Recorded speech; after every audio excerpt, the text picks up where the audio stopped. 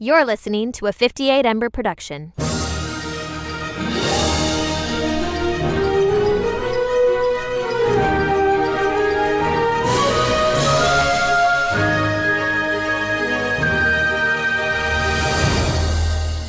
Welcome to Sky Talkers. Here are your hosts, Charlotte and Caitlin. Hello, and welcome to Sky Talkers. I'm your host, Charlotte. Hey everyone, I'm your other host, Caitlin, and welcome to this week's episode where we're doing something a little different for Sky Talkers. We're actually going to be replaying an older episode of ours all about the nesting viewing order. And there are a couple of reasons why we're doing this. One, it honestly feels a little timely with everything coming out about the Ben Solo movie. And we wanted to talk about the Soderburgh Order as well as, like I said, revisiting the nesting viewing order because number one, we're still fully obsessed with the nesting viewing order. And it's been a while since we talked about it. And number two, if you're listening to this in real time, Charlotte and I are actually in Tunisia. Yes. So we're traveling and we thought it would probably be good to re-air this episode that we're really proud of. We came up with this order and we're just really excited about it. And sometimes it gets I find out that sometimes it gets surfaced in Reddit and articles and things like that. And I think that we have a whole swath of people who have come to us newly to the podcast from Andor, any other television shows that have aired since this specific episode aired, which this original airing was in 2021, which is crazy, 4 years ago. 3 years ago? 4 years ago. Four. Yes. Okay, math. And so when we were talking about The Hunt for Ben Solo, we were sort of joking around Steven Soderbergh's watch order that was revealed on Letterboxd. But before we do that, let's talk a little bit about the nesting order. So do we still think it's a good order? I think you just said that we're still fully obsessed with it. I totally agree. I am still fully obsessed with it. Yeah, I still think it's a great order. And if you haven't ever watched in this order before as a Star Wars fan, you should definitely give it a try. It's super fun. We obviously talk in depth about the order in the episode from 2021, but this is the order here at the top end of the show. It's The Force Awakens, The Last Jedi, A New Hope, Empire Strikes Back, The Phantom Menace, Attack of the Clones, Revenge of the Sith, Return of the Jedi, and then The Rise of Skywalker. So it's a really jumbled up order, but I promise you it makes for such an interesting viewing experience. Yeah, and I think as we think about the future of Star Wars storytelling, the Rey movie, if there is going to be a Hunt for Ben Solo movie, if we bring back Ben Solo in general, it's fun to consider the sequel trilogy as a framing device and a framing narrative for the rest of the trilogies. And I think Caitlin and I are also obsessed with the Machete Order too. We've done it ourselves. And in fact, one thing we don't love about the Machete Order is the fact that it cuts out the Phantom Menace, which I think is a crime. And instead, we have our own version of the Machete Order. But in this way, what the Machete Order does well is it treats the prequels as a flashback. And that's a fun way to approach it. I don't think there's a wrong way to watch Star Wars. It's always fun to approach a rewatch with a different lens. And this lens, this type of framing device with the nesting order by starting with The Force Awakens and ending with The Rise of Skywalker and having everything be multiple flashbacks in between or just returns to different parts of the timeline, it's really fun. I can't recommend it enough. And we talk through what the different transitions are between the trilogies and what happens when you put two movies next to each other that normally aren't in that order. So stay tuned for that. One thing that we loved about Steven Soderbergh's random viewing order of Star Wars is we loved Caitlin, why don't you read through his Letterboxd order and then what really stands up to us?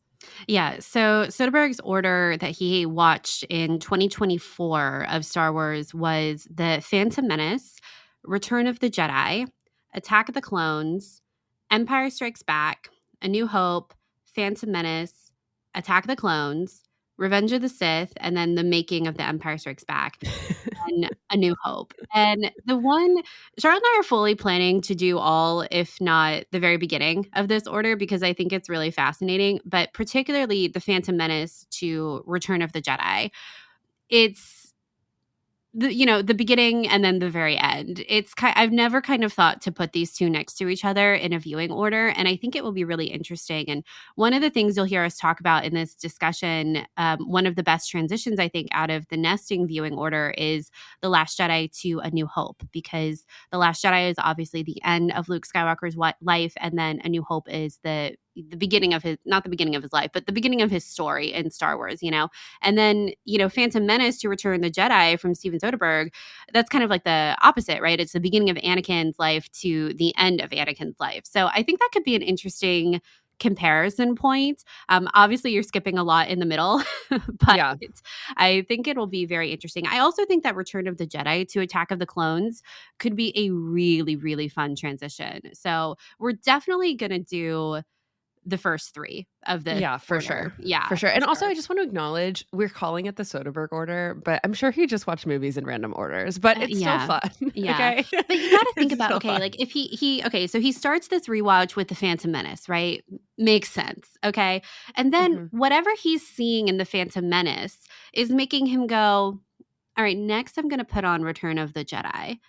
Because I have to imagine, like, as him, he's probably taking notes, he's writing, he's thinking, brainstorming about Ben Solo, right? So there's something that he's seeing in The Phantom Menace making him want to put on Return of the Jedi immediately. There's something in what he's thinking about with the hunt for Ben Solo that, it makes sense to focus. I mean, I guess I'm kind of assuming here, but to focus on the beginning and end of Anakin Skywalker's life, while we've kind of explored in some way the end of Ben Solo's life and then what that next step could look like. So I believe there's some method to the madness.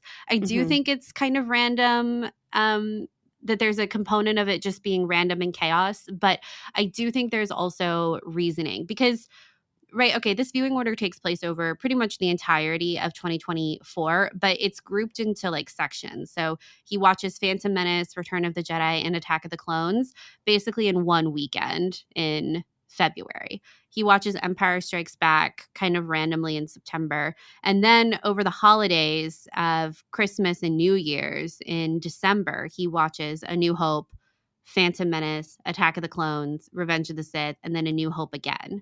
So that is clearly an order, but I don't know what was going on in February for Phantom Menace, Return of the Jedi, Attack of the Clones. We need to know. Regardless of all of this, we're really excited to be re-airing The Nesting Order again. If you haven't tried it, please try it. It's so great and fun. And if you missed the description of what it was, we'll say it again in the episode, but I'll also put it in the show notes description too. Okay, without further ado, let's get started. Yeah, it's been so long since we've like marathon Star Wars together. And so finally getting to do it again and to just like spend the whole weekend watching Star Wars was really fun. Yeah. Okay, so let's talk about the order. The order. So as the title probably says, we've decided to call this order. I mean, I'm sure people have watched movies in this order before. We're not like the inventor of an order, okay? But maybe we are. I don't know. We don't know. But we decided to call this order basically after the very popular Russian dolls. They're called matryoshkas, and that way we're going to also call it the nesting order because that's a Russian word. We're not Russian, so we can try to say it, and I think we're close. We're close, but hopefully I don't know. Yeah, but we're really excited about it because the order that let's talk about the order. Yeah. Okay. In 2019, November 2019, when the world was bright, Charlotte and I had this great trip where I visited her in Boston, and we were talking about what order we were going to marathon Star Wars in once The Rise of Skywalker was out. Of course, it came out, the world shut down. Those things are not related.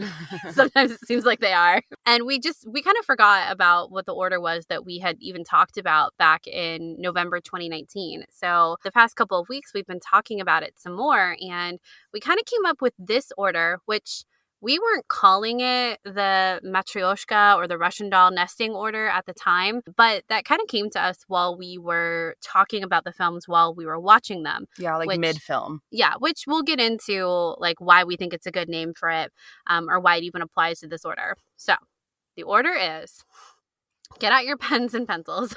I'll put it in the notes, too. Yeah. Don't worry. It's The Force Awakens, The Last Jedi, A New Hope, Empire Strikes Back, The Phantom Menace, Attack of the Clones, Revenge of the Sith, Return of the Jedi, The Rise of Skywalker. Go to bed.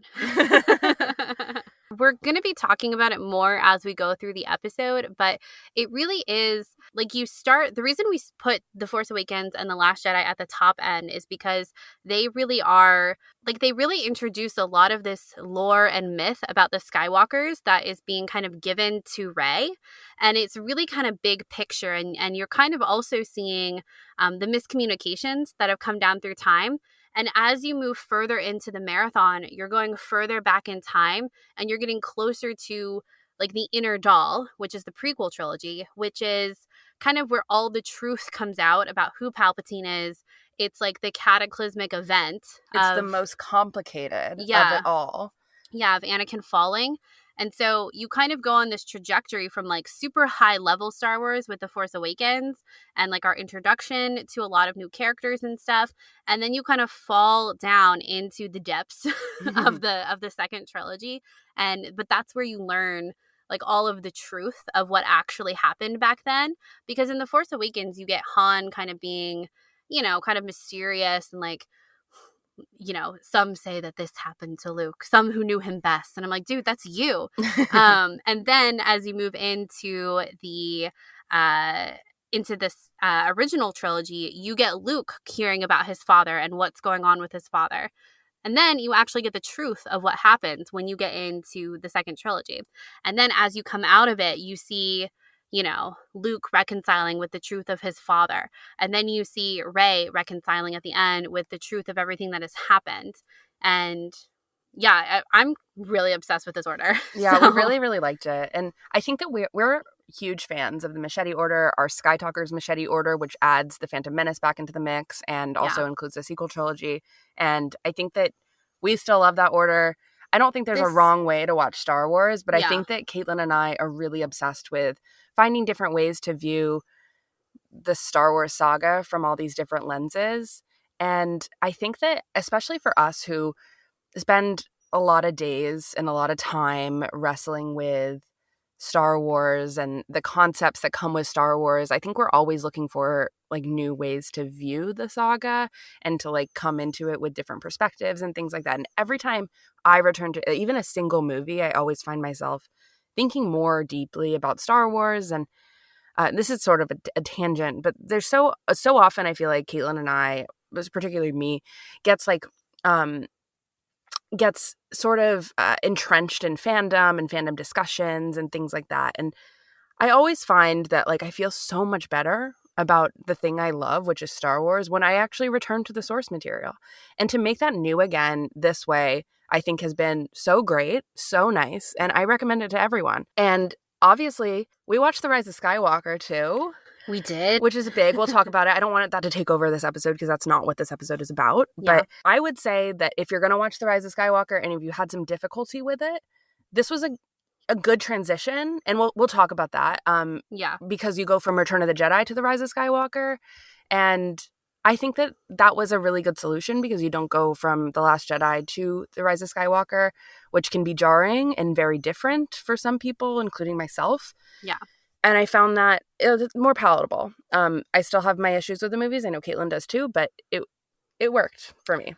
It was definitely more palatable. And yeah, like Charlotte said, we've done, you know, the original Machete Order is A New Hope, Empire, Attack of the Clones, Revenge of the Sith, and then Return of the Jedi. That's the original Machete Order. And then we tried our Sky Talkers Machete, which really just introduces the Phantom Menace at the beginning.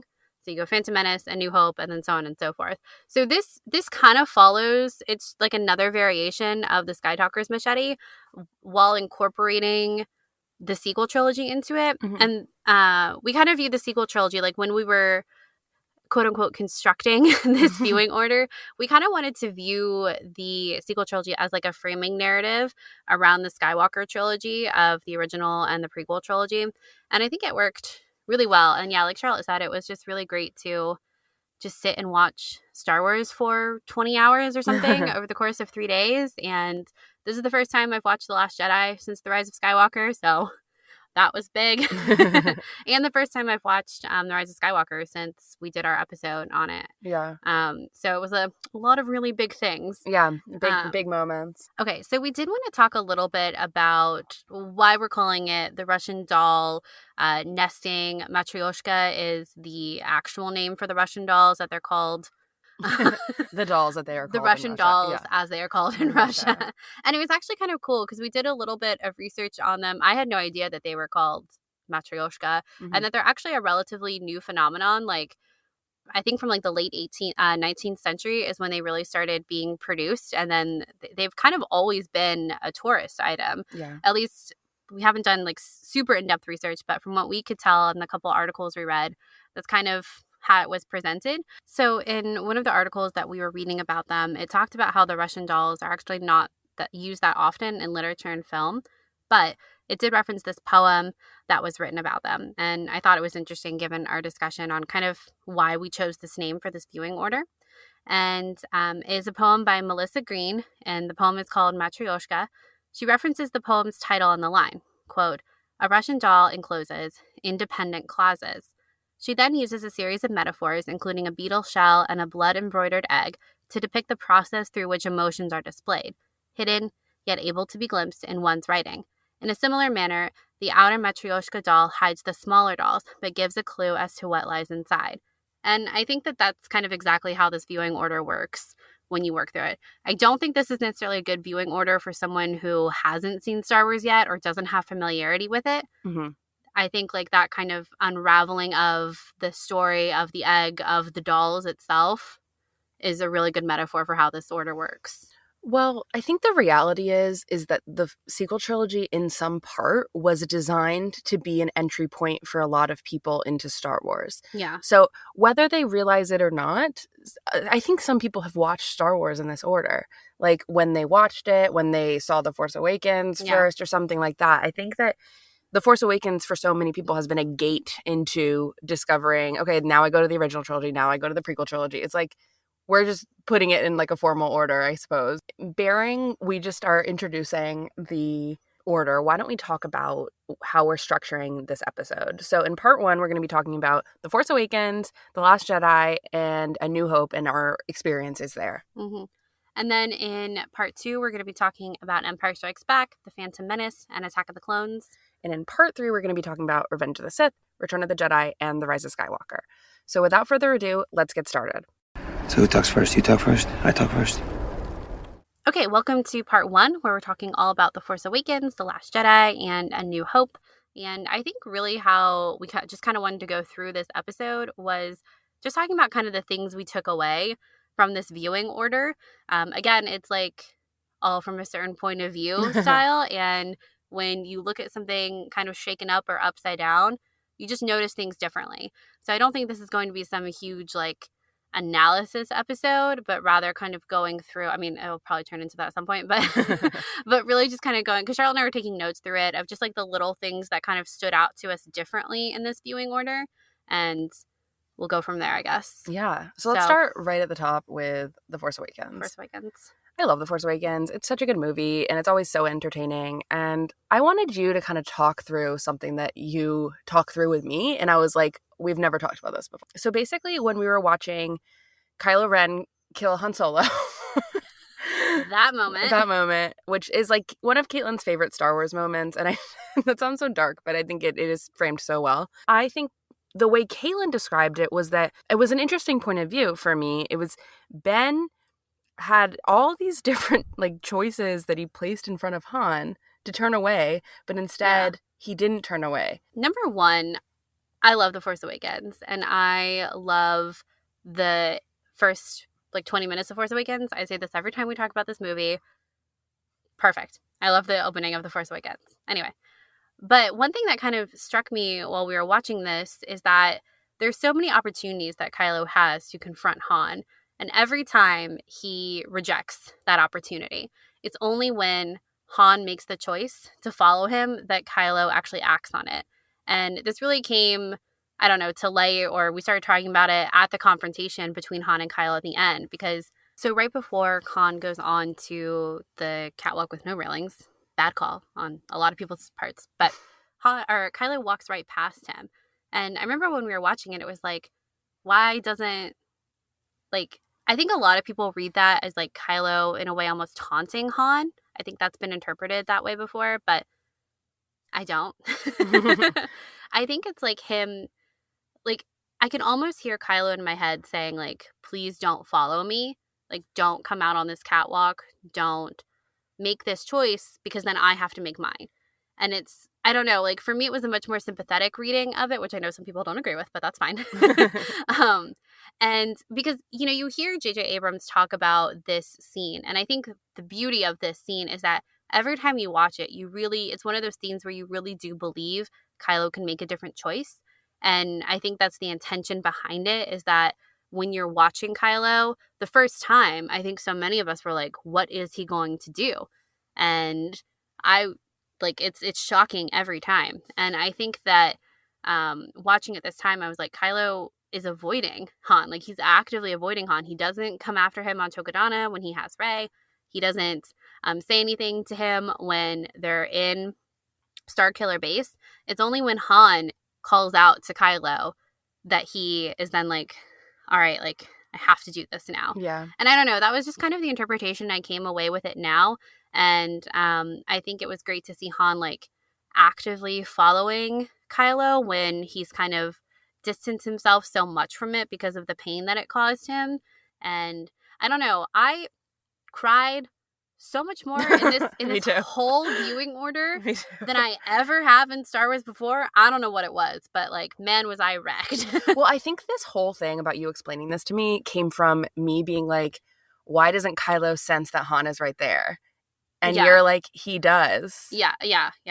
And I was like, well, why doesn't he just like, if he's going to kill him, why doesn't he kill him right there? And you were like, well, here's my sympathetic viewing of it. But I think it makes sense. It's like, here's all these different like points. I mean, Snoke even says that you've never faced such a test, right? Yeah. Or challenge. I'm not sure. Whatever. Same word. And I think that it's like, okay, so that test is, will you help me? Like all these different questions. Like, what are you going to follow me? You're going to say my name. Like I could walk by you and not even make a noise and we could just go about our day. Yeah, we can pretend nothing happened. You weren't here. Yeah. So I thought that was really interesting. And just like Caitlin said, like I also cried a lot during this viewing order. And I really like was obsessed with the Han and Leia relationship in this viewing order. We'll talk about that more when we get to the original trilogy, but I just want to put that out there. It just made me sad even thinking about the lack of, I don't know, I feel like we could have gotten so much more from them, or like it was just, the ending is just really sad. It's really sad that it is. Even in The Force Awakens, Leia and Han's like reunion is great and everything, but come on, like I feel like it could have been a little better. Yeah. And I think that, as I'm sure like Han and Leia shippers, I'm not really a Han and Leia shipper. It's not like ride or die ship. I mean, I love them, don't get me wrong, and I really do love them. But when I saw that, I was like, ooh, juicy, the first time I watched The Force Awakens. Yeah. But at the same time, I'm like, this is kind of mean. Like, people have waited like so long to see what happens to this relationship, and instead it's like, yeah, they just had a real rough, like their son left, they got separated, like they haven't seen each other. I'm like, this is sad. Yeah. They don't even kiss again. It's just sad. Anyway, I don't mean to start on a damper, but I thought that was interesting. Caitlin, well, what else? I'll bring us there. Yeah, thanks. Yeah. To, like more of a dampener. Oh, okay. Great. So this is the first time I've watched any of the sequel trilogy movies since TROS. I think a lot of my viewing, especially because we start off with The Force Awakens and Last Jedi, is this movie changed for me because of TROS? And I think, like, thankfully, that's not completely true. Like, I think I expected it to be more so. And it's definitely something that's in the back of my mind, like, while I was watching these films. But I think as time goes on, I'll forget more about TROS. But one of the questions I was asking myself throughout The Force Awakens was, what does TROS add or take away from scenes like Kylo talking to Vader's helmet? Especially because again, this isn't a viewing order that I would necessarily recommend for someone who has never seen Star Wars before. So when you're watching The Force Awakens, you know that it's actually Palpatine. And so how does that kind of change things? And I think it does ultimately continue to just make it more sympathetic of like, he really has no idea what's going on here. Like, it's not even, it's all a facade. It's all a trick on Kylo, really. Yeah. So that wasn't taken away too much, I think. But there are, kind of like with Han and Leia, there are just these things that kind of follow you through this movie of knowing how it all ends and wishing things could just be a little bit different. Or like things that resolve or don't resolve, and then being like, oof, like it was more fun to like speculate, which I think is like part of the experience of being a fan that I feel like so many of us have been going through, is like actually speculating was like so fun. And that experience of being part of those like 3 years of going through that was like, it was 4 years. It was great. It was so awesome. Fun. And I think that we just like, I don't know, we're working through it, you know. We're working through it.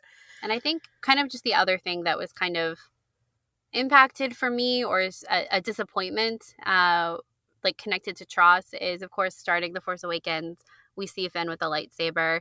It's so cool. And then knowing that was never, like, if it was resolved in Tross, like that, like he actually told Rey, right, that he was Force sensitive, I feel like that payoff would have been so great starting in The Force Awakens with the lightsaber and all of that.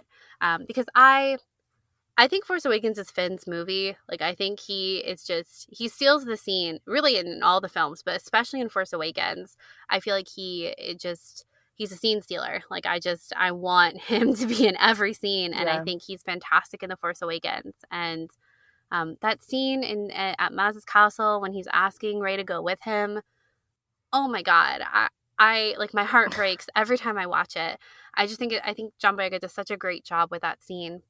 And like everything with the lightsaber, it's so cool. And knowing that he wasn't a Force user back then, or he wasn't aware of the Force at the time in the same way that he is in The Rise of Skywalker, to have seen that connectivity there, I think it just would have made Force Awakens that much better.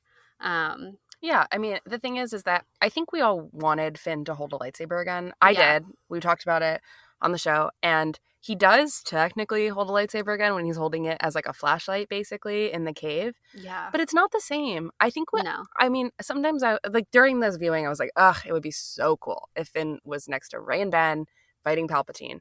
Why couldn't that have been part of it too? Like, I mean, I think that's a totally different story, but I think that would have reflected this whole poetry at rhyme situation back to the final fight in The Force Awakens. Things would have been healed in the trilogy itself, which I think is a suffering point of The Rise of Skywalker, is that it's almost too referential to the original trilogy. Yeah. It's not referential enough to its own trilogy itself. Yeah. That is why it works so well, though, for this type of viewing. Yes, exactly. So that's like the caveat to it. Because Force Awakens is so fun. Like, yeah, it's so good. You watch it, and it goes by so fast for me. Does. I'm like, oh my God, we're already here. We made it. It's like it's just I don't know. It was such a feel good movie. I love it. I don't know, such good memories. It was so great when Star Wars was back. Like, who could forget? It was the best. Yeah, it was great. And then in context of this viewing, it really does just kind of lay these seeds of, this is who I thought Luke was. This is who I thought Han was. Yeah. And then you're starting, like, get this little snippets of who they actually were, like with Han and Leia, and even with Kylo. And of course we get Luke at the very end. So I think it's perfect. It's a perfect start. Right. Like, I think this movie does a really good job at hinting at the myth of Luke Skywalker. I mean, Rey even says it, right? So if this order is about discovering the deeper myth, the complications, the truth, and everything, this is like the perfect beginning of it, you know? It works really well. So let's talk about The Last Jedi. So obviously the transition to The Force Awakens and The Last Jedi, I think when you're doing an order, Caitlin and I have struggled with this before. It's hard to not put these two next to each other, because the timeline, it's like it's like they don't miss a beat, right? Yeah. And no other Star Wars movie is like that. So it's just really strange to not have any sort of time jump or whatsoever that you kind of need. You need a little bit of a pause if you're going to slice another movie right in the middle of it, in a viewing order. So for us, like, it's pretty necessary to have The Force Awakens and The Last Jedi next to each other. Yeah. Yeah, and they're referential of each other. I think it works really well. I don't think we'll change that anytime soon, but who knows? You never know. You never know. Who's to say? Yeah, who's to say? I think something that was really good about this viewing of The Last Jedi, unlike Caitlin, I've watched it a few times since The Rise of Skywalker, but I still think that, and I know Caitlin's going to talk about this too, but The Force Awakens remains to me as like the strongest Star Wars movie, especially when it comes to like diving deep into the characters and their motivations and why they're there. It's like so complicated, which is why it remains another good, just like The Force Awakens, a good entry point when you're diving deep into the mythos of Star Wars and the Skywalkers and everything like that. In The Force Awakens, you ask the questions of who is Luke Skywalker, what is this myth, what is the Force, and how does this pertain to Rey? But like, how is she a part of the story? How is Ben a part of the story? What is this that they're sitting on top of? What is this like timeline that they come from? The next movie, The Last Jedi, begs the question of like, how many things went wrong to get to this point?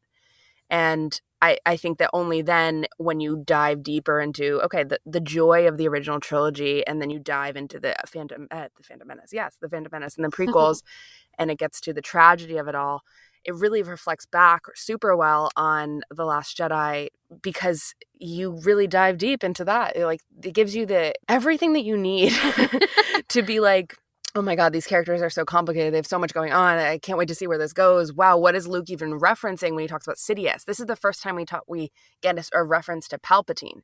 So Palpatine is important in this viewing order, right? Yeah. Because when we get to the prequels, we're like, Palpatine has been orchestrating everything. We all know this. As Star Wars fans, we all know he's the puppet master and everything. But here is the first mention of him, Sidious. So in this order, we've never met him. We don't know. All we know is this Darth Vader figure, right? Yeah. So when Rey references the fact that Luke saved his father and things like that also, lots of questions there with that one. Who told her? How'd she find out? What happened? These are my questions. I know. All the time. I know. How do we know what we know? How do we know what we know? And it's like, I think someday we'll probably find out how she knew and how she figured it out. If we don't already, but I feel like I would know that. We do. Yeah. If it's interesting, number one, if that's in the mythos that is like living in the galaxy, that Luke saved his father. I guess all I can think about is Leia in Bloodline, which is a book by Claudia Gray, wrestling with the fact that Darth Vader is her father and how this affects her political career and her entire life. And whether that got out to the world, which it did get out to the world, but like, how does that affect the myth of Luke Skywalker? We don't know, right? Yeah. It would be interesting. I think Caitlin brought this up. I don't want to like steal your words, but I'm going to. You Did I? Remind me. You said, like, wouldn't it be interesting if Leia told her that? Oh. Because that would be some sort of like, there's a little bit of like an Arrested Development about Leia not fully accepting that Vader was her father, like not wanting anything to do with that, right? Yeah. And she makes some progress, obviously, in Bloodline, but it would be interesting if she talked to Rey about that in a really sympathetic tone. It would be fascinating. Yeah, like before Rey left. It's like, here's what you need to know about Luke Skywalker. Yeah, she gave Rey like a crash course on Luke Skywalker. Luke Skywalker 101. 101. Tell me what you know, and I'll tell you. I'll fill in the gaps. Yeah. So anyway, this was the first time I watched The Last Jedi since December 2019. So feels like a big step. Was a big step. But I think I came away still really loving the movie, and it wasn't as hard as I thought it was going to be, especially knowing that we were going into A New Hope after this and not The Rise of Skywalker. Like Charlotte was talking about at the top of the show, it really does. Like, if you had a hard time with TROS, this order really separates these films out and really softens that transition, I think, in a really big way. So recommend. 10 for 10 recommend. Yeah. But I think that this viewing order, it just really reminded me how much I do love The Last Jedi, and that I think it is just an exquisite movie. I think it's so character driven, the most character driven of any Star Wars film, I think, and that makes it stand out. And I think it is a great follow-up to The Force Awakens, and because it is so heavy-handed with Luke, or he's just in it a lot, I should say, it makes the transition into A New Hope really great. the thing is, I don't think I had like any great revelations about The Last Jedi this go around watching it. I think I was just really glad to be able to be watching it again, you know, and just, I don't know, enjoying it, because I was so worried that I might not be able to, honestly, or that I would only be thinking about Tross while I was viewing it. And again, Tross was in the background of my head kind of throughout this whole viewing order of just how everything was going to line up. But so was like the next movie too. I was like, okay, how is the transition from The Last Jedi into New Hope going to be? And then I'm watching A New Hope, I'm like, okay, how does this parallel The Last Jedi that we just saw? So like, that's not strange. Yeah, it was actually kind of easy to forget about Tross because I knew it was coming next. And it was just like, oh my God, like all these little things that I forgot that I loved so much about this movie. And oh my God, I forgot how much I loved DJ at the end when they're in Snoke's ship.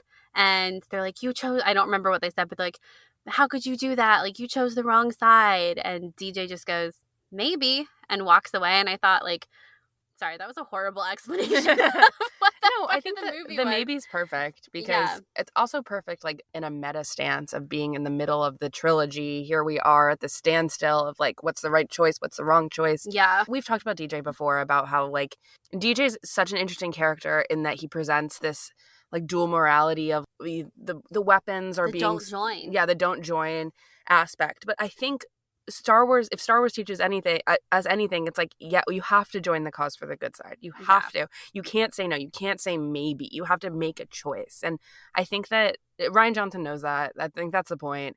But you're right in saying that, like, that DJ delivery of saying maybe, it's good. Perfect. I think the camera's at a great angle. The way he says it. I want to know how many times he did that take, if it was a one take wonder. So perfect. Yeah. Especially because, like, you have DJ, like, you kind of go with Finn through how you view DJ, because remember when DJ takes Rose's necklace and Finn follows him and is like, you'll give that back, you can't take that, that's hers. And he's like, it's great, he's like super proactive about Rose and that he knows what that necklace means to her.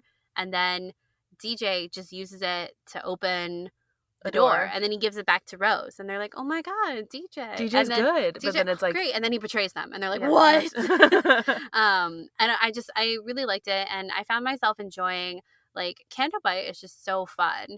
I had a really good time with Canto Bight on this viewing.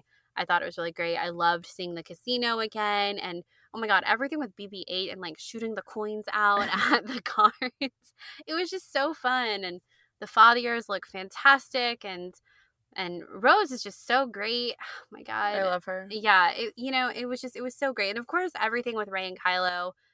That's my bread and butter. Bread and butter. Bread and who is the bread? Who is the butter? Kylo's the butter. That's what I was gonna say. Right. That just seems right. Yeah, it just seems right. I don't think you can separate that. So. Yeah. That was, oh my God. It was so great. I love the score for The Last Jedi.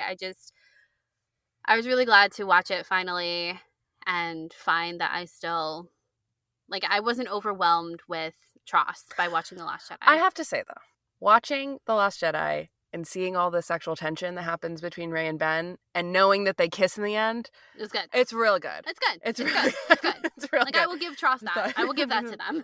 Tross always had that. Okay. That was never a dig. That was, in like, watching The Last Jedi, knowing that, it, like, makes it even better because you're like, instead of speculating about where this can go, you're like, well, they kiss in the end, so, like. It kind of ups it. It does. Yeah. At least for me. I know that's not true for a lot of people, but for me, it's very true. Yeah. Okay, let's talk about the transition from The Last Jedi to A New Hope, because I feel like that's actually more interesting because, like you said, when you're watching something in this order, you are constantly thinking about the next thing. And you're like, how's this transition going to work? So you're always, like, looking for little things. And I think, Caitlin, you brought this up about how what's interesting is, like, when Luke dies in The Last Jedi and Rey says, it's, I felt peace and purpose.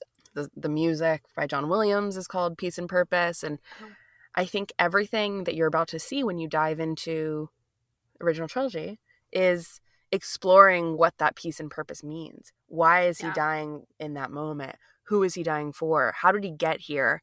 What is this transition like from older Jedi to farm boy with aspirations, hardships, tragedy, and how do we go from like one tragedy to the next, and what does it mean to see those twin sons at the end when Luke dies, to seeing the the beautiful scene of the binary sunset of Luke viewing those twin sons. And I feel like that this is like an underrated transition of The Last Jedi to A New Hope. And I think that I know that we've talked about how Rian Johnson has talked about how he watched the prequels all the time on repeat on his little DVD player. He's talked about it before. In his bedroom. But I think we all know that he is a huge Luke fan and everything. So he's talked about it before. His favorite character is Luke, which makes sense because he wrote Luke such a beautiful arc. I don't know. It's like, it's great to go from like ultra complicated to like the hero in the hero's journey, like the most mythic, standard, tropey Luke Skywalker, and see that journey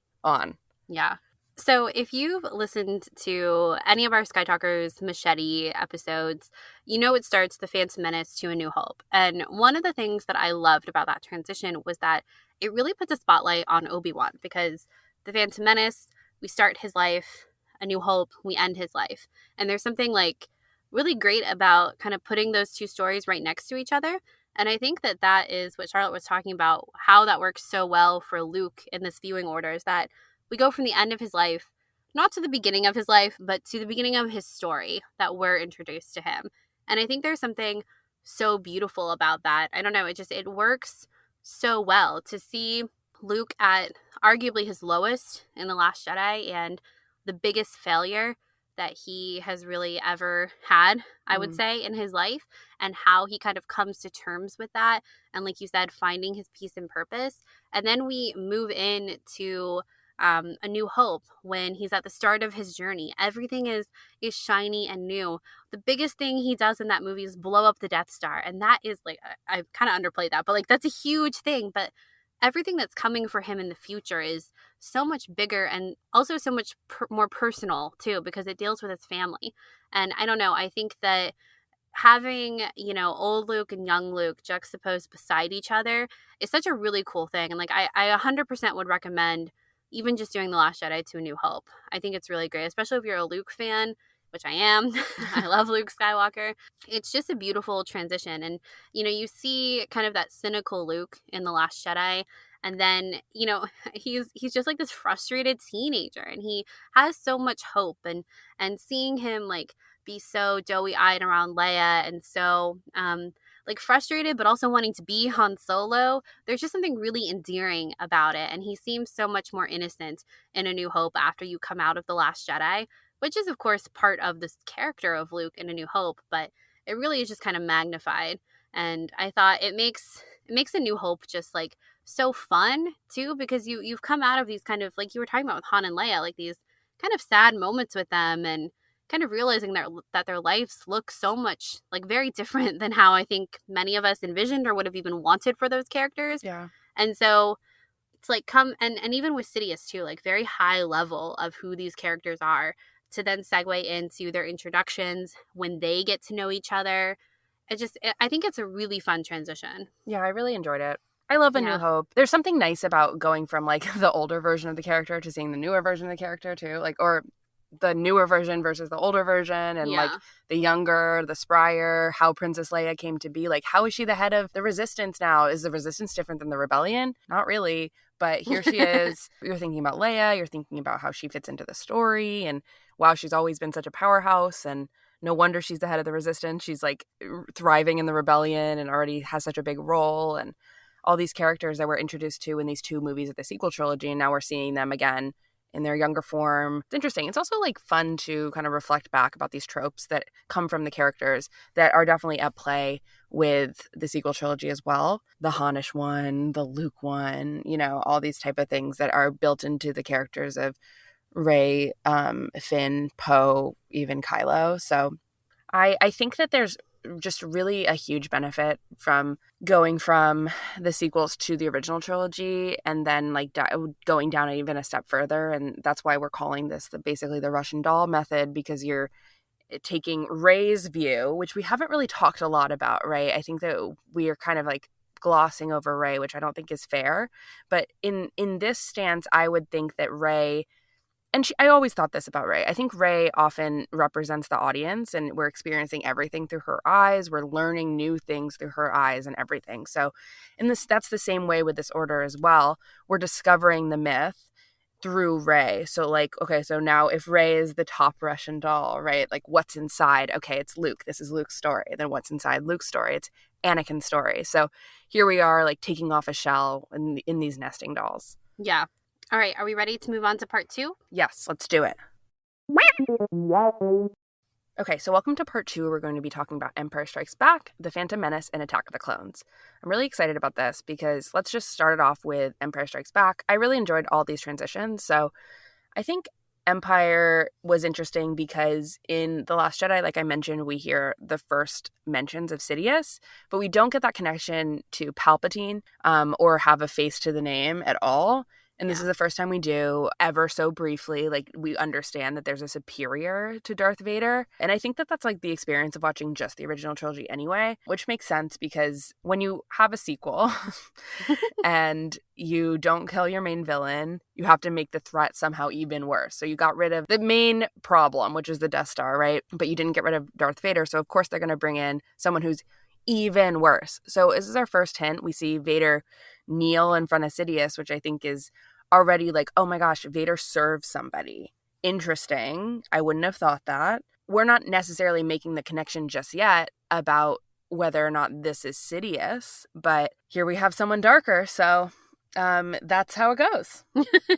I don't know. I just thought it was interesting. Like, this is the first time. Now we're like 4 movies in, and this is the first time we're hearing about Palpatine. We've talked about this before, but I think it does The Rise of Skywalker a disservice when you just watch the sequel trilogy, like so many people did. Yeah. Just going into it, it's like, wait, who? Like, you're a Palpatine? Like, they don't even really say that name in the original trilogy. Yeah. I think that anyone who watches the original trilogy, when you watch Return of the Jedi, you're really cognizant of the fact that the Emperor is the one holding all the strings. Only in the prequel trilogy do you realize that those strings are even more complicated than you could even possibly imagine.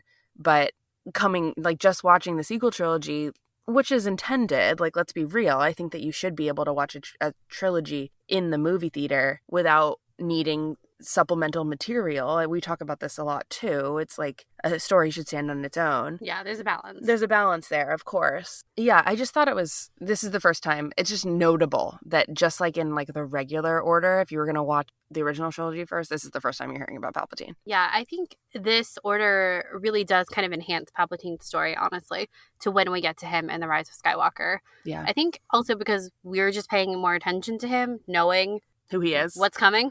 Yeah. Yeah, I think Empire Strikes Back was the first time. In my notes, I kind of drew this like little upside down, I don't know, it's called like a bell graph. Mm-hmm. Yeah. Of, starting, like we've been saying, like high level from The Force Awakens, kind of getting closer and closer to the bottom, which is when kind of the bottom falls out. Luke finds out who his father is. He's rocked by that truth. And then you dive into the prequel trilogy and you learn about all the stuff that happened there and like how crazy it was. And you're like kind of at the bottom of the graph, and then you start your way up, which of course, it's not a perfect graph because like we have the fall of Anakin Skywalker, but we eventually get to Return of the Jedi and The Rise of Skywalker, where every truth is kind of unveiled, and we have the redemption of our 2 characters, Anakin and Ben Solo. So I think it was great. You have brought up this really great thing in Empire about Yoda hating Anakin. This was so crazy. I don't think I've watched Empire Strikes Back. It's my favorite original trilogy movie. Hundreds of times. We have a Star Wars podcast. Okay. I've never heard this line before. I don't remember this line about Yoda saying a bad Jedi he was. Something like that. I don't have it written down. I should have, but I don't. But I was shook. I think I paused it. I was like, yeah. Did he just say Anakin is a bad Jedi? Yeah. So it's just really interesting to think about that because now in this, we have never met Anakin Skywalker. We don't know anything about Anakin, okay? Yeah. All we know is Vader. You look at Vader and you're like, yeah, he probably was a bad Jedi. He's a Darksider. Now he looks like that. I don't know how that happened. Now he looks like that. Yeah, and it's like, we don't know. In this order, we have no idea how that happened, right? Obi-Wan says he's a monster, things like that, okay? Yeah. It's just interesting, right, that Yoda would say he's a bad Jedi. And because of that, I carried this thought with me throughout the entire prequel trilogy. Yeah. Where I was like, oh, Yoda literally thinks Anakin's a bad Jedi this entire time. So unsympathetic to Anakin. And it made me, we ebb and flow with our relationship with Yoda so much. I think Yoda is a great character because he's complicated. He has an interesting arc. His vision has been clouded. He's not perfect. He's not a perfect Jedi, yet we think he's a perfect Jedi because he's Yoda. All these different things, right? Some of the things he says I think are amazing. Brilliant nuggets of wisdom. So quotable. Very tattoo worthy. But I often think about him saying, once you start down the dark path, forever will it dominate your destiny. I feel like that's untrue. I disagree with that statement. And I think it's okay to disagree with our characters that are like, they're infallible, right? They're not infallible. Yeah. Going from Empire Strikes Back to The Phantom Menace with the knowledge that Yoda thinks Anakin is a bad Jedi was funny because the first time you see Anakin, this is George's brilliant mind, right? Yeah. We all know this. He's like, no, Anakin, the first time you see Anakin Skywalker, he's going to be a 9-year-old boy. He's going to be tiny. He's going to be cute. He's going to be adorable. He loves his mom. He loves other people. He's willing to lay down on the line for these people he just met. He's so kind. He's giving his new friends gifts. He couldn't be kinder. And yet the Jedi that Luke has to go meet to get his Jedi training thinks Anakin is a bad Jedi. And we're like, how is that even possible? This kid is the embodiment of what a good Jedi should be. Compassion is essential. And here he is, the most compassionate kid we've ever seen. And I thought that was really interesting because once we go from Empire to the prequels, essentially, we see how imperfect the Jedi are, which I think on the show we're pretty critical of the Jedi and their kidnapping children situation. Yeah, that. And their inability to see the galaxy falling. But I think, obviously, the Jedi are the good guys. We are aware of that. But it's interesting how complicated they are and how they can be wrong about things. I mean, Yoda and Obi-Wan are also wrong about Luke needing to kill his father. That's a huge oversight in their plan. Just a small one. That Luke finds another way to bring him back to the good side. And in turn, his father saves him. Yeah. And I think we have to remember that because not everything Yoda says, not everything Ben Kenobi says is gospel, good Jedi words. So it just made the transition really interesting, going from Yoda explaining what the Jedi are, what the Force is, and things like that, and then diving into the prequels, which is a pretty clinical examination of the Force as well. Yeah, I think that it's good because you have this very, right, like Yoda and Obi-Wan, the way that they talk about the Force in A New Hope and Empire, it's so, it's ethereal, it's around you, it finds us, penetrates us. It's beautiful. It's the beautiful. way he says that. Yeah, and then, you enter, to go from that, really, so A New Hope and Empire Strikes Back into The Phantom Menace, when it is so clinical and by the numbers, it's a really stark transition. And of course, that's the point. We've talked about that before, but yeah, like Charlotte pointing out this quote from Yoda of calling Anakin a bad Jedi, it really is something that kind of followed us through the rest of our viewing, because you hear Yoda talking about Anakin, right? And then you go into the Phantom Menace, and the first conversation that we see between Yoda and Anakin is them, they're not arguing because Anakin is 9 years old, but Yoda is like, you're too old, you have fear, I sense the dark side. You're like, the first thing Yoda is telling Anakin is, you're not good enough to be here.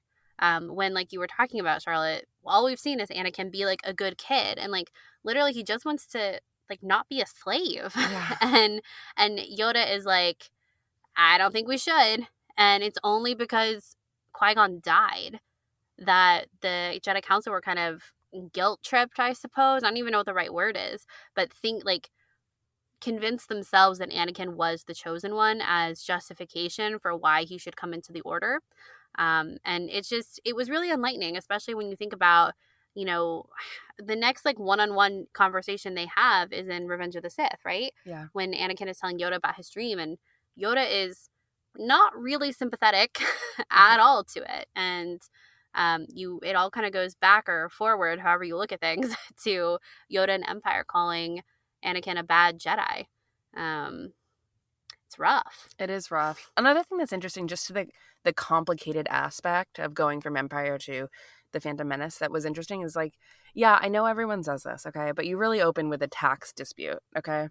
And you go from the Empire versus the Rebellion to a tax dispute, which is more than a dispute. I think we all know that. It's internment camps, it's violence, it's repressing everything possible or suppressing everything possible on Naboo in a horrible way. There's like so much politics in play, like even with the Gungans, like all of that, like the Nabooians or Nubians, however you say it, living on top of basically the Gungans and living in this hidden city. I mean, all of that is all there in the text and all needs to be examined, but it's not really examined super well. But it's really different than The Empire Strikes Back. And you're like, what world was I just dropped into? Because things are majorly different. And I need to settle into that, because you have to understand that this world, this trilogy is vastly different from the original trilogy to understand how someone who was such a good kid, like Anakin, could fall to the dark side. Because there's all these different things in play, way more complicated than what is presented in the original trilogy. And honestly, even more complicated than in the sequel trilogy. So this is kind of similar almost to like what we've been talking about with Obi-Wan in the Skytalker's Machete Order, and now Luke with the transition from The Last Jedi to A New Hope.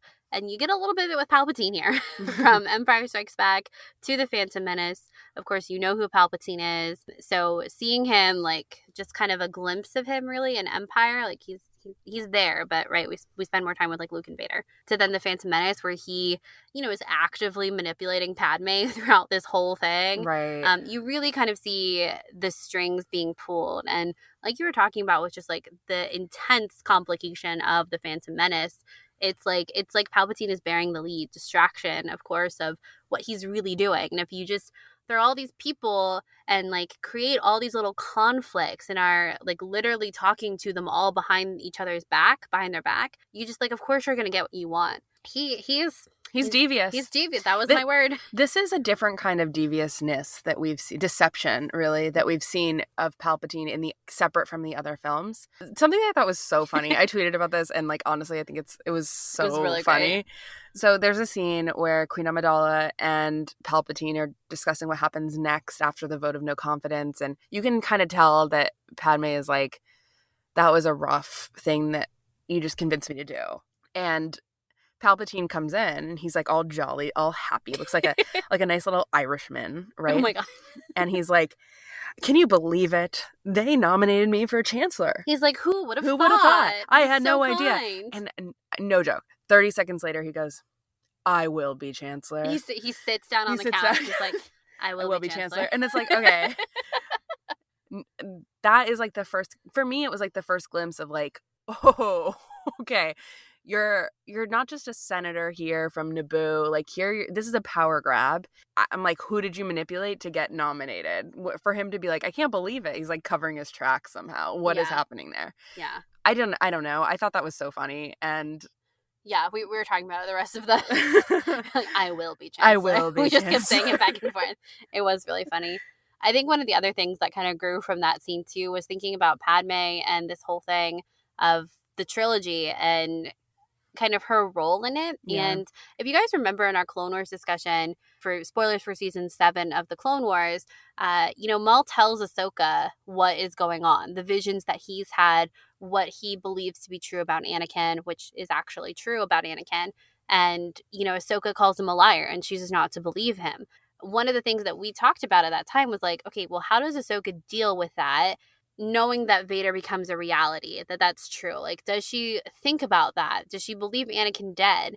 I think she does, right? Mm-hmm. But there's still, like, does that conversation with Maul ever play in the back of her mind of, like... Yeah, it has to.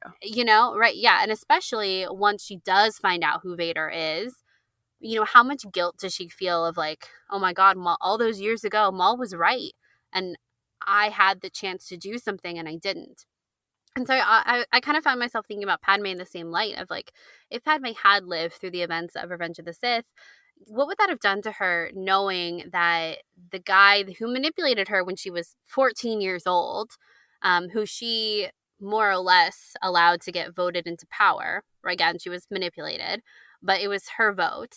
How does that make her feel later on? And it was just kind of one of those things that you find yourself thinking about in a viewing like this, in an order like this. And I think we know what she would think, because in Revenge of the Sith, she has that great conversation with Anakin, which is far too short, where she's like, do you Yeah. ever think that we've been on the wrong side? Yeah. And Anakin like explodes. And I think that her thinking about that and her potentially like considering anything that like went wrong in her life to get her to this point, I think that if she had lived past Revenge of the Sith, she'd probably be in Leia's position, but like way sooner. So like waging a campaign against whatever Palpatine had done. I mean, even in Revenge of the Sith, like she's like cognizant She's of doing like it, yeah. of like, oh, okay, well, in deleted scenes with the delegation of 2000, but not even just that, but even her recognizing that like liberty is dying as Palpatine is rising and things like that. So I think we know how she'd be in that way. Sometimes I subscribe to the theory of like Palpatine life sucking her entire like sucking the life out of her in some way because she's too great of a threat. But I do think that it's interesting to like watch.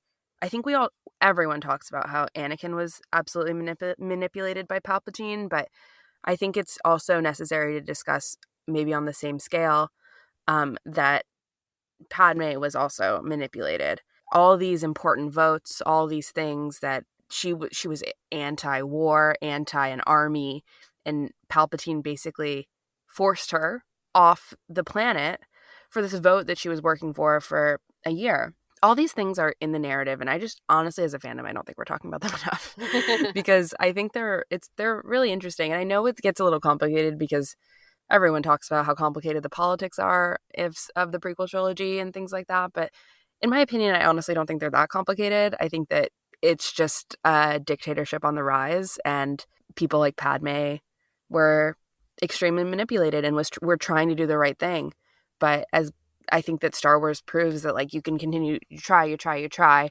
Evil still rises, but you just have to keep continuing to try. Yeah, I agree. And I think it just would have been that much harder for her knowing that Palpatine becomes Sidious, who also took her husband. Yeah. Who took...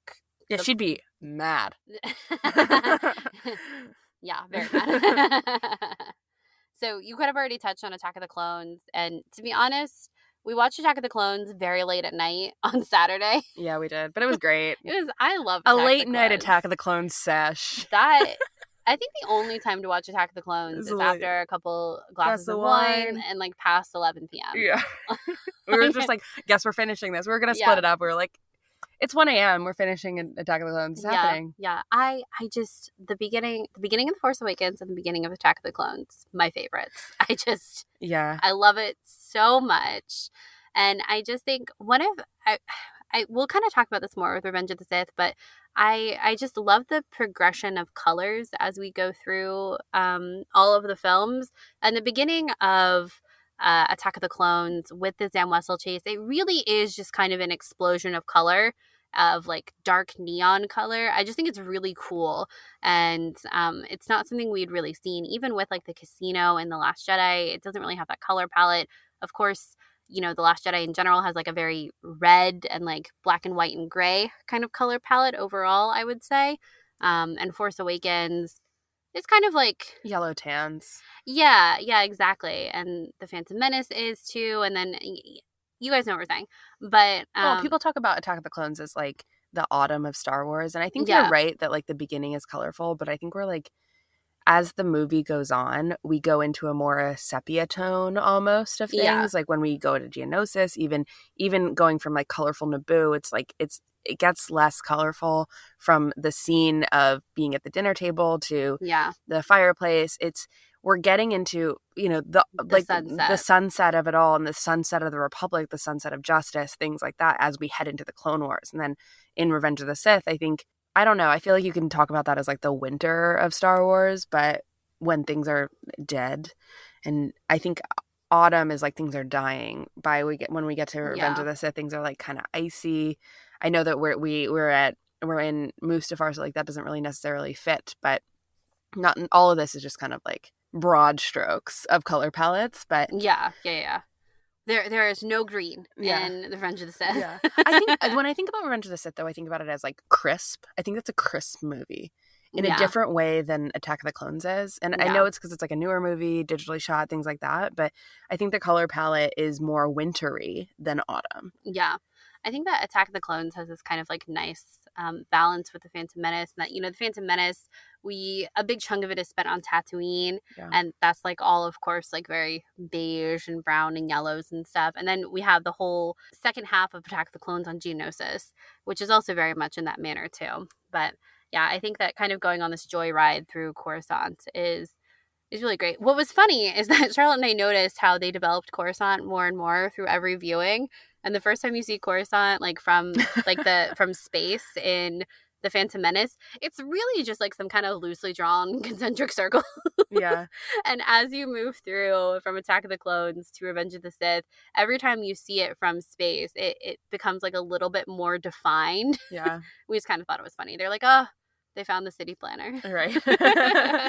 It's just the planning of the art department, honestly. Yeah, exactly. Yeah. But it was fun to watch. But I love Attack of the Clones. I think it's really fun. What's funny is that I asked you about this before, but with the Machete Order, Caitlin's favorite transition is Empire Strikes Back to Attack of the Clones, because you end in the clouds and then you start in the clouds. It's good. We don't get that here with this. You don't. You do miss it. I do. It's a loss. It's a loss. If we're being honest, it's a loss. It's a wash. It's a loss.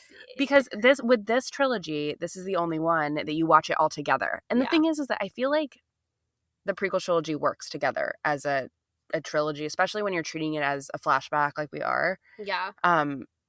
And I think that's like in the original Machete Order, that's how they also treat it, as a flashback, and they cut the Phantom Menace for some reason. We're anti that. And I think that's why in the Skytalkers Machete, it's like starts everything off in the beginning. But it's nice to watch it all together.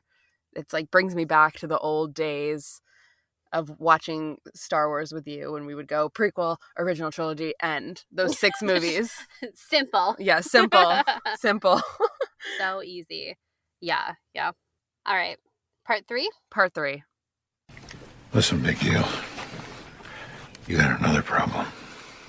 Women always figure out the truth. Always.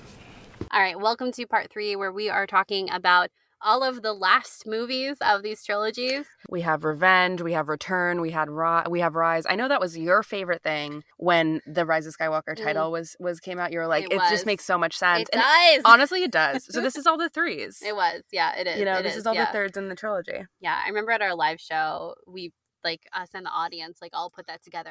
Everyone was like, ooh, Revenge, Return, Rise. I remember that like it was yesterday. The entire audience was like, wow. We're all like, whoa. Yeah, so this is really when things get going. And this was kind of the part that I think we were all wondering how like it would all shake out, because you are just going like 3, 6, 9. Yeah. And so it's kind of like the most chopped up compared to the rest of the viewing order. Revenge of the Sith is a great movie. Mm-hmm. And I love it a lot. Mm-hmm. I think one of the things that I really felt when I was watching Revenge of the Sith was sadness. Yes, correct. It was. I did cry a lot in Revenge of the Sith this go around. These 3 movies were like the most. Actually, the last one wasn't that emotional for me, but like no, these next 2 movies were like wow. I can't remember the last time I've cried in either Revenge of the Sith or Return of the Jedi. Me too. But I cried in both of them this time. Yep. Anyway, kind of going back to the bigger picture of like the Russian doll nesting order, one of the things that I think is really great, because, you know, a lot of the criticism about the prequel trilogy is that it's stoic, it's wooden, it's confusing. There's just like a lot of walking and talking, right? Like that's the criticism of it, which is valid. But George has always said that it's like very much like Star Wars is a space opera. And I think you feel that the most in Revenge of the Sith as a space opera of people walking and talking, but it's this really beautiful palette of like the downfall of the sunset, these golden colors and even these like really rich jewel tones and stuff, even in the beginning in space and all of that. And then at the end, of course, with Mustafar. And it was really cool to kind of dive all the way down to Revenge of the Sith from the very beginning with The Force Awakens, because, you know, the sequel trilogy is, of course, the most modern filmmaking. It's something that we're the most familiar with in our generation. The pacing of these movies is something that is very familiar to us. Yeah. And then you get into the original trilogy, which has different pacing, but it is a lot more comedic, I would say, than the prequel trilogy. It is snappier than the prequel trilogy too. And then, of the prequel trilogy, but it is like slower paced, right? And then you finally like segue into the second trilogy, which is like so operatic. Like it is a flashback, it is a story, like a myth on the wall that people are kind of telling through generations.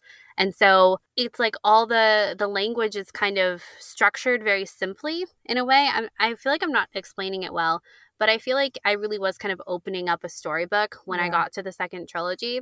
And especially in Revenge of the Sith, I really felt that.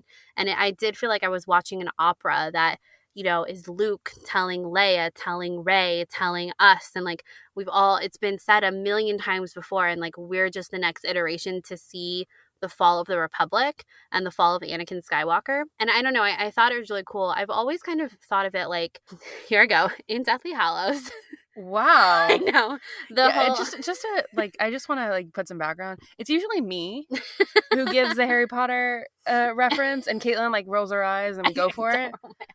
Here she is going for the Harry Potter reference. Deathly Hallows. I don't know which part, but with the brothers, and when they do that whole like animated story. Oh yeah, about the Elder Wand. Yeah, right. The Deathly Hallows. Yeah. The Elder Wand, the invincibility cloak, and the resurrection stone. The actual Deathly Hallows. Yeah. Got it. Yeah. I don't know. I've always kind of felt like in an order like this, that Revenge of the Sith really always kind of reminds me of the role that kind of animated flashback played in the Deathly Hallows. Right. Of like, it is a myth. A cautionary tale. Yeah, exactly. A cautionary tale.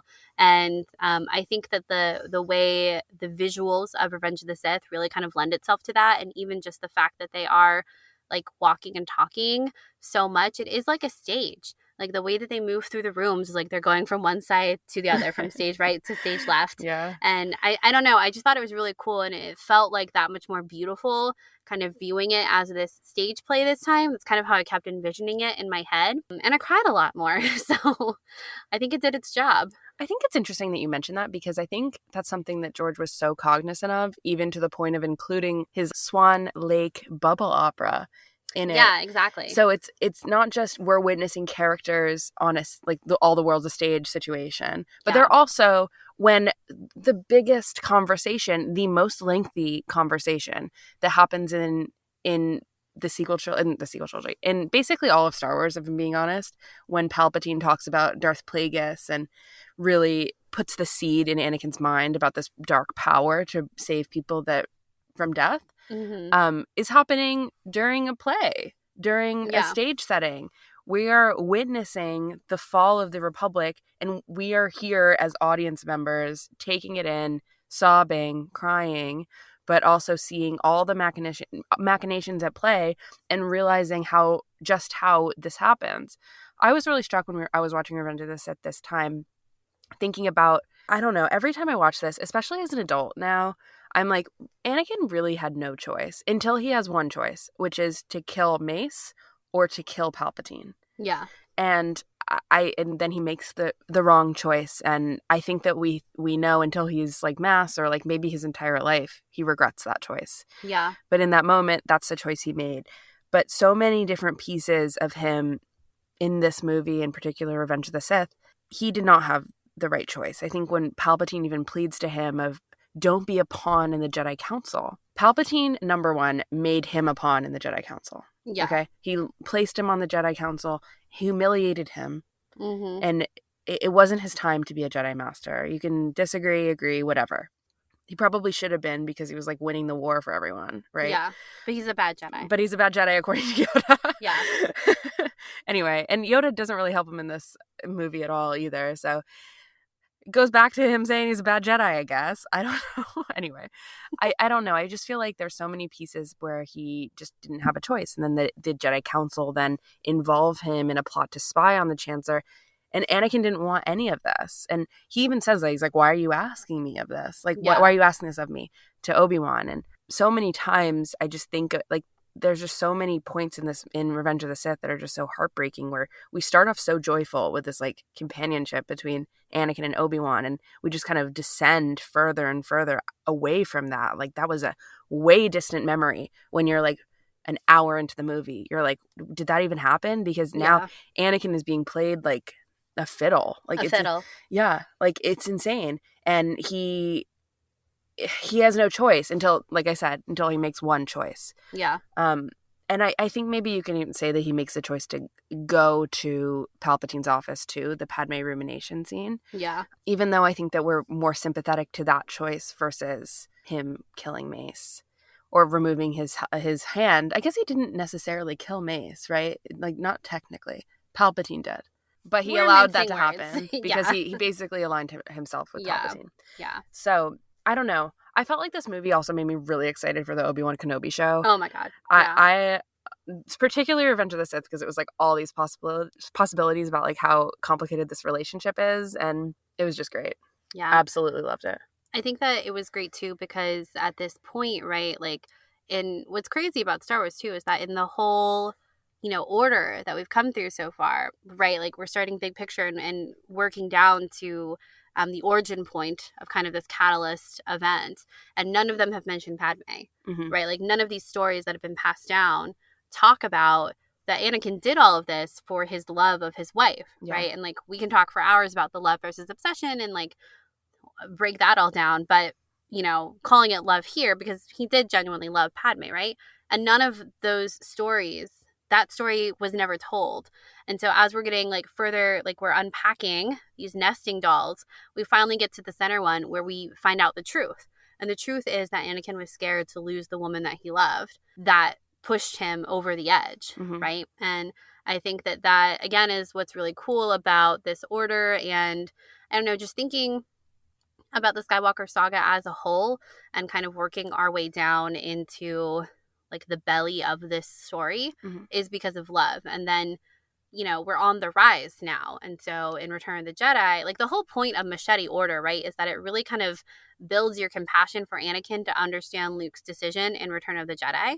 Because when you look at the original trilogy on its own, it's like, okay, like I understand why Luke wants to save his father, but I don't have any compassion for his father, right? But when you kind of merge them, you get it. And like that's what's part of why the Machete Order works so great is you end with the Empire, Luke finding out this horrible thing about his father, and then you go into this extended flashback of, well, Anakin was like this manipulated, started his life as a slave, manipulated into the Jedi because he literally had no other choice of where to go. His mother gives him to the Jedi because that's the only way she sees a way out for him.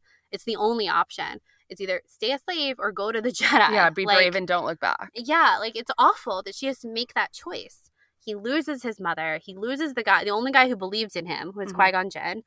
Obi-Wan is, of course, his mentor, becomes his brother, his father figure, all of that. But Obi-Wan had not said yes to Anakin joining the Jedi Order in The Phantom Menace, right?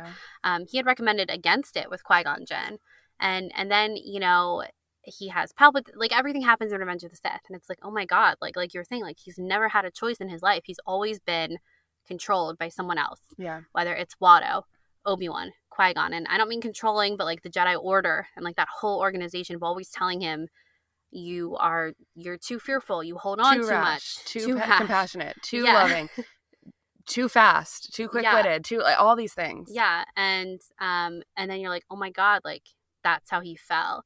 And you understand and you have compassion for everything that he went through. And then you transition into Return of the Jedi and it's like, hurry up, Luke.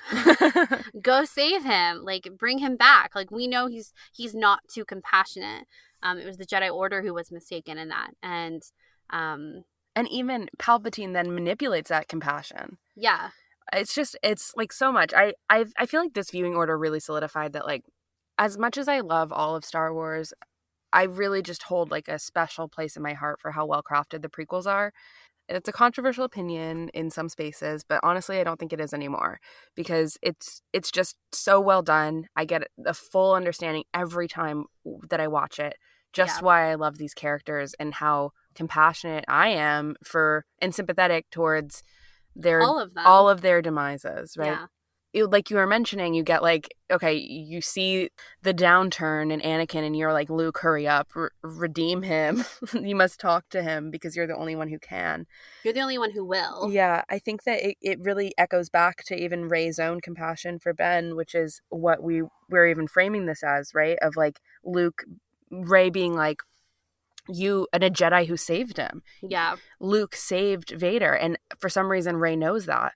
So we're like, okay, so one and done. Like Luke redeemed Anakin, and Anakin is back. Okay, now it's like, okay, Rey, you know this. Like we have to give him a second chance when it comes to Ben Solo. Yeah. And it's like after even seeing and not hearing about Palpatine at all, now seeing everything Palpatine did, opening up with the Rise of Skywalker with an understanding that Palpatine has been every voice inside Ben Solo's head. You're like, there's no choice, but he needs to get out of this because this family has been manipulated from day one. Yeah. And I think that it is really beneficial to watch these movies in this order, because it's like all the good stuff happens all of a sudden. Yeah. It's like, okay, the worst of it all with Revenge of the Sith, and it's like, okay, the redemption, okay. And another one. Okay. And I mean, I think that it's just a little bit of a tangent here. This entire viewing, I just really fell in love again with Luke, Leia, and Han's relationship, the perfect trio, in my opinion. And hot take, but we need more like a novel series of Luke, Han, and Leia's relationship after Return of the Jedi, like a new canon series, because I really miss them. Anytime they're together, it's great. I had such a good time. I know Caitlin and I both did with Return of the Jedi, like seeing the twins together, and then also like the Han is just so good. It's just like, I think we both had a really good time, and we were like really, like we mentioned before, really invested in Han and Leia's relationship, that we need more. Yeah. I think as a fandom, I think we're really desperate for that. It's so sad. It's so sad, but I know that there were good moments. And Yeah. I think we've gotten some in some novels, but not enough. And we need more. I want more. I will say also, just to round out our Revenge of the Sith discussion, is that it broke me of hearing Obi-Wan like beg Yoda not to send him to kill Anakin. Yeah. And Yoda is like, nah, you gotta. And it was just, it was so hard, because Obi-Wan is just standing there like, please, he's like, please don't. He's like my brother. I can't do it. And Yoda is like, he's like, figure it out. Like, you know where to look. Yeah, you know what to do. Yeah. And it was so hard. And then of course, like, you then go into Return of the Jedi, and Obi-Wan and Yoda are telling Luke to kill Anakin, and it's like, it's so hard, it's so complicated, and it, like you said, it just made me really excited for the Kenobi show and kind of how they're gonna work through all of that. And of course, like, it's just one piece of Obi-Wan's journey, but kind of how he comes to that place of like realizing that Anakin did in fact become Vader and is still alive, and reconciling with that he didn't kill him. Should he have killed him? Like all of that. And we'll be talking about that for the next couple of years. You might say that Ben Kenobi, when faced with Yoda being like, you have to find and kill Anakin. Yeah. No choice. That he knew what he had to do, but he didn't know it. He didn't have the strength to do it. He didn't have the strength to do it. Yeah. He didn't. Just like Ben Solo. Yeah, who did do it though. Yeah, he did. And so did Obi-Wan. Yeah. Well, he thought he kind of did. He thought he did. What'll be interesting to explore in the Obi-Wan Kenobi series is if he really did think that he killed Anakin there, or if he was like, I couldn't bear myself, like bear it to actually do it, to like stab him or something. Yeah, I'm really excited. I wrote years ago a one-shot about Obi-Wan thinking he had killed Anakin at Padme's funeral. Like that was the setting. It was really sad. Made myself sad. That was it. And but yeah, Return of the Jedi, perfect movie. Perfect movie. Every time I watch Return of the Jedi, I'm like, ugh, this is so good. It makes me so happy. Return of the Jedi. I will also say that it was interesting to see, in the final Death Star battle between Luke, Palpatine, and Vader, right? That Luke hesitates to kill Palpatine, and Palpatine kind of calls him out on it. And Rey doesn't really hesitate around Palpatine. Like, she's ready. It's only when Palpatine is like, I will possess your body afterwards. Yeah. That's when she hesitates. Yeah, and she hesitates because Ben is there and she knows he's there. Yeah, that too. And yeah, it's just a difference in their approach, because as we've talked about, Rey doesn't have that same kind of dogmatic approach to the Force of like dark side and light side, and to like be fearful of the dark. And She Luke does. She just goes for it. She just goes for it. Yeah. So like Luke even says it. yeah, You went straight to the dark. You didn't even hesitate. You didn't even hesitate. Yeah. And I mean, I think that's one of the things that I really love about Rey, honestly. Yeah. One thing I wanted to mention in regards to Return of the Jedi, and honestly all the movies, is I was thinking a lot about the theme of nature versus technology throughout all of these films. And I know, we all know that this is a huge piece of Star Wars. Usually nature triumphs over new tech, and even nature not necessarily. Like, I know we live in a sci-fi world with Star Wars, right? With like space age, like cool stuff. Yeah. But it still always comes down to the natural versus the like immaterial. Mm-hmm. And who will prevail, and it will always be the natural. And I think this even like goes back to like when we talk about like the midi-chlorians of it all, like discussing the like you use the word dogmatic, like the dogmatic view of the Force. Like for me, it's like always that natural view of the Force. The Force surrounds us, it is everywhere, versus it's in your blood, we can count what it is, will triumph. Like for me, that's just always how it's going to be. And Star Wars really leans into this so much. And I think that it's really prevalent in Return of the Jedi with the Ewoks versus the Empire and things like that. But it's really, honestly, it's really present in every single movie. Even if you want to get like clinical versus when you talk about the even the clone army versus the separatist droid army. And I think that even with the Clone Wars, we get way more the exploration of the humanity of the clones versus like the droids. And I know we've talked about on the show a lot about like droids' rights and things, but on the surface, that is the trope that is being presented. Yeah. And it was never more clear to me in this viewing that theme is ever present throughout Star Wars. And I enjoyed it. And I think that it's mentioned here because, like I mentioned, in Return of the Jedi, it's the most prevalent. Yeah. And even speaking upon that, I think that's something that Caitlin and I have always really liked, the sunken Death Star in The Rise of Skywalker. It's beautiful. It's a great set piece. I think everyone who worked on it was like obsessed with it, which I totally get. And even still, like that is another representation of like nature taking over an old piece of technology, right? It's like these huge waves have like submerged this Death Star, this old Death Star. And that's another thing that's so good about coming from Return of the Jedi into The Rise of Skywalker, is that's the Death Star that you just watched fall. Yeah. So versus like there's some confusion, I think, in The Rise of Skywalker doesn't necessarily like address that this was the second Death Star. I think Rey says like it's a terrible place from like an old war. Yeah. She doesn't say it's the second Death Star and we're on the moon of like we're on Endor. Yeah, it's not. Yeah, she doesn't say that. Of course she doesn't. But it's interesting because you can draw like a straight line from these two things, and it's beneficial because you just ended in the throne room where Darth Vader and Luke and the Emperor all fight, and here Rey is discovering that after learning her own lineage and relationship to Palpatine and things like that. And we've talked about our feelings about that. I honestly don't think we need to dwell on them. I don't think it's healthy for us, but it did help for me. Charlotte found the connection. I found the connection. I think that was it. There are things that worked. That really worked for me. I think the double redemption really works for me. This is a controversial one. I don't think Caitlin agrees, but I'm just going to say it.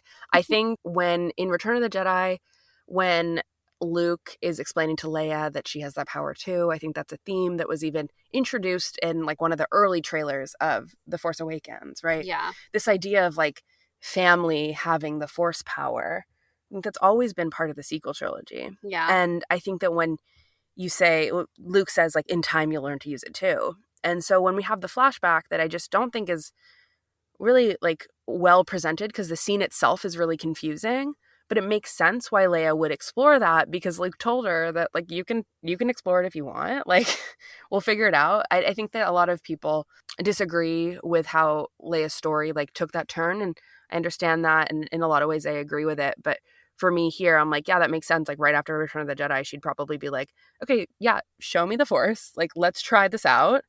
But I do think it's presented very confusingly in The Rise of Skywalker. I'm still not really sure what happened there, but it worked for me because we go from like this age to this age in the flashback. It's like right next to each other. Yeah. Yeah, I think the concept of Leia even just like exploring the idea of being a Jedi is like make sense. Yeah. Or even just like, let me pick up a lightsaber. Yeah, of course. Like, wouldn't you do that? Yeah, 100%. Also, her lightsaber is beautiful. So good. But yeah, the flashback itself is confusing. But yeah, I think that going from the Death Star in Return of the Jedi to the Death Star again in Revenge of in the Rise of Skywalker, both the sites of these redemptions of these choices from Vader and from Kylo, I think is really nice. And putting them side by side again like that, it works really well. Yeah, I feel like I've said my piece on Tross. Yeah. It was kind of weird to have such, like we said, I feel like this is the most emotional I've been in the Skywalker saga in a viewing like this, in a marathon like this. And then to come to Tross and just kind of not feel too much of anything was really interesting. But I'm glad I watched it again. I probably won't for a long time, but it does. I've made my peace with the movie, I think. And that's kind of all I need to say. I feel like the things that bother me about it still bother me.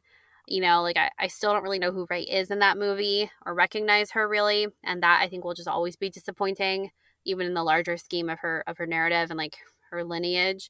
But overall, I'm glad that we watched it. I still love Rey and Kylo and Finn and Rose and Poe. I love those characters so much. I do. And yeah, like we were saying, like having The Last Jedi far away, be 5 movies separated from The Rise of Skywalker. That's the only way you can watch it, I think, personally, because it's a harsh transition if you don't do it that way, I think. I have to say, like, when we think about like the ethos of why we're doing this order. So again, let's go back to the Russian doll methodology. So we start with Rey. We take off that cap, and below it is we're exploring Luke's story, and then we explore Anakin's story, and then we put it all back together. Yeah. And here we are with Rey at the end, and disagree with it or not, she does at the end embody the Skywalker myth. So she is putting all those pieces together. They all live, and even her being like the Jedi, I'm all the Jedi, they all live in me. It even goes with the Russian doll mythos of it all. It does. And I mean, again, disagree with it if you will, but it was an interesting way to watch it because it does embody the Skywalker mythos. We went on this journey with them. We see how tortured they are, only to come out in this bittersweet way in the end. While we have these like beautiful highs also on the side of it. Throughout the entire saga. And it really does like emphasize that, yes, this is a space opera.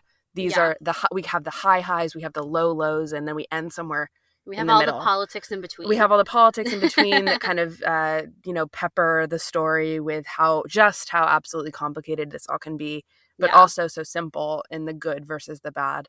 I don't know. I really enjoyed this order, and I fully recommend it. Yeah. Again, like Caitlin said, I don't know if we would recommend this for a first-time viewer, just because there's, like, I think that another thing that happened to us when Caitlin and I were watching this is, like, we come into all of these Star Wars movies, like, really loaded with, like, a lot of, like, fandom history, all the conversations we've ever had, like, all these things that come into it as being a Star Wars fan, and it's, like, revisiting these movies, you're bringing all these different, I don't know if this even makes sense, but you're bringing all these different emotions to all these different scenes. And that comes with, like, that's one of the reasons why it's so important to us to, like, mix up these viewing orders, because you come into these scenes in a different way than, like, are presented in your head. And another thing is, like, I think it's so interesting that Caitlin and I have a Star Wars podcast, and I know this is true for other Star Wars podcasters, okay? The infrequency in which we watch and marathon Star Wars movies is always surprising. And I think that we should be watching Star Wars more, but it's always great to return to it in its full piece, especially because George always talks about these things as a full piece, right? Yeah. So, and that was, like, a big part of why we like to do, like, big marathons where we'd have junk food and, like, popcorn and pizza, all these things. Like, we'd watch it in one fell swoop because that's what George said to do. Yeah, and we were like, got it. We got it. Okay, got it. Great. All right, we're on it, George. Don't worry. Well, when we were really young, in middle school, I think we'd watch through all the credits too. That was part of the marathon, And at the end of it, we would call THX. Yeah, because there's a phone they would number. put a number at the end, and we would call them and leave our review of the movie. It was so stupid, but it was great. I feel so bad for whoever had to empty out that. Do you remember, Caitlin, when we were like 18, we were watching it, and we did the call, like we were too old to do this. We called and like the voice message was full. Yeah, we were like, oh, they probably blocked our number. Yeah, they probably did. Yeah, I love this order. I think I'm really obsessed with it. I think it works really well. I recommend it. I mean, even some of these like kind of smaller transitions are definitely worth trying. Like Last Jedi to A New Hope, like Empire to Phantom Menace, like Revenge of the Sith to Return of the Jedi, and then, you know, to Tross too. Like I think they're really interesting and cool to watch. And of course, doing it all together, I think is really great. And it really, you know, it brings a new perspective of the entire Skywalker saga, and I think in a way like really does elevate it to that mythical status, like in universe too. I really love it. It was great to just be able to marathon it with you again, to eat the flavor blasted goldfish. Basically the entire large carton of flavor blasted goldfish. So much goldfish was eaten. So it was really fun. Yeah, it was awesome. Yeah, I think, is there anything? Well, I just wanted to say a little bit about how that I think when we marathon movies, we don't watch the anthology films. Yeah. And we will continue to not watch the anthology films because I that sounds harsh and I don't mean it that way. And we will continue. I love the anthology films, but I think that you could do your own order with them, and maybe someday we will. Like people always love to talk about the Revenge of the Sith, Rogue One, A New Hope order. I've done that before. It's great. It's great. And just Rogue One to A New Hope. It's a perfect transition, amazing, but it doesn't have a lot of bearing to me on the mythology of the Skywalker family. And I think that there could be a time in the future, like say there's like a Solo 2 or like a further exploration into like Ben Solo or something. Like there's another way to incorporate it. But at this point, like as it stands, we get this question all the time, even with the Skytalkers Machete. So I just wanted to put it out there. Yeah. That like this is the Skywalker saga. And especially because that's how Lucasfilm is labeling things now. Yeah. Is that after The Rise of Skywalker, it was like, okay, this is the Skywalker saga. We're capping it off. I think we all know that there'll probably be more movies later down the line. But right now they're saying that they're not. So, okay, so we have these 9 films. How are we going to watch these? How are we going to go about it? And how did these other pieces, like television shows, movies from television shows, anthology films, how do they enrich the story overall? Or how are they their own separate thing that enforces Star Wars themes? Because it all kind of comes back to the same place of hope. So yeah, it's great. And I think that we're now like rolling in so much Star Wars content that we can mix and match all these different types of orders. But for right now, this was our like way to view in a new lens the Skywalker saga, and we really enjoyed it and we highly recommend it. All right, that was our 2021 episode all about the nesting viewing order. I hope you guys enjoyed it, and I hope it's okay that we re-aired this episode. Like we said at the top end of the show, it felt kind of timely and worked out really well with our schedule, and works with our plans to watch the funky Steven Soderbergh Order at some point, hopefully in the near future, because it's really calling to me. I got to be honest. So I got to watch it soon. But I hope you guys enjoyed it. We would love to know if you've tried this order since we first aired this in 2021, or if it's brand new to you, or if you have already watched the Soderburgh Order and have thoughts about it. We would love to know. Please tell us. You can find us on Twitter /X at SkyTalkersPod, or our personal handles. Charlotte's is at Clarity and mine is at Caitlin Plesher. We also have our website, skytalkers.com. And of course, like we mentioned, our TikTok and Instagram. If you want to stay up to date with what we are doing right now in Tunisia, those are the places to find out. And if you have a couple seconds and would like to leave us a review on Apple Podcasts or Spotify, we would so appreciate it, as it helps other people find our show. And if you're interested in other ways to support us, you can head on over to our Patreon and check out our reward tiers there. I want to say a huge thank you to these patrons: Brad, Ian, Stephanie, Danny, Mary, Marty, Dylan, Bree, Josh, Nathan, Eunice, Hunter, Tegan, Jackson, Talia, Becca, Talking Bay 94, Stephen, Aaron, Matt, Timothy, Brad, Raphael, Blast Points, Jedediah, Amy, Arzu, Kimberly, Courtney, Alex, Lindsay, and Fio Pio. Thank you so much for supporting us. Yes, thank you guys so much. And until next time, may the Force be with you. May the Force be with you.